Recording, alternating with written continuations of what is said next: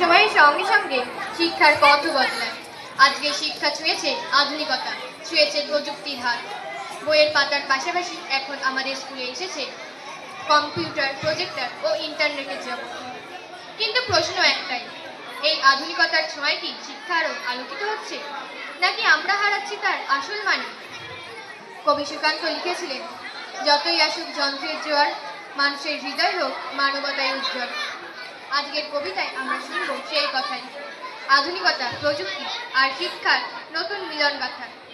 কবি রোহিত কুমার পালের লেখা শিক্ষা ও প্রযুক্তি। মঞ্চে আসছে আমাদের সহপাঠী সৃষ্টি কর্মকার, ওর জন্য হাততালি।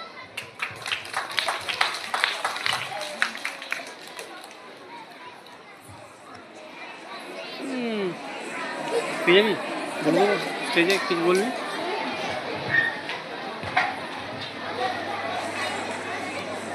এই ভিতরে থাক। শিক্ষা ও প্রযুক্তি, রোহিত কুমার পাল। শিক্ষা ছিল আলো একই, জ্ঞানের ছিল মান। আজকে কিন্তু প্রযুক্তির ছোঁয়ায় বদলেছে সেই গান। বইয়ের পাতা ছেড়ে এসে স্ক্রিনের মাঝে ভাসে অনলাইন ক্লাস, সার্টিফিকেট সবই এখন হাসে। কলমের টানে লিখত যারা, ছিল ধৈর্যের পাঠ। এখন তারা চলভাসেই কাটাচ্ছে দিন রাত। প্রযুক্তি দিল গতি, করে দিল সহজ রাস্তা, মুছে দিল আপন মনের তৈরি করা বার্তা। ডিগ্রি এখন বিক্রি হয়, পড়ার মান কমে। নকল জ্ঞানের জোয়ার টানি বইছে সবার মনে।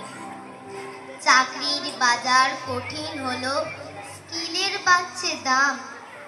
শুধু কাগজে সার্টিফিকেটে মিলছে না যে কাম। শিক্ষার মন্দির যদি হয় বাণিজ্যের এক ধাপ, কি আর বলি তবে সবই প্ল্যানের অভাব। শিখতে হবে সারা জীবন, শিখতে হবে রোজ। প্রযুক্তিকে সাথে নিয়েই চলবে বাঁচার খোঁজ। জ্ঞান ও প্রযুক্তি তাই চলুক একই সাথে, মানুষ করার কারিগর হোক শিক্ষা শতভাগে। নমস্কার।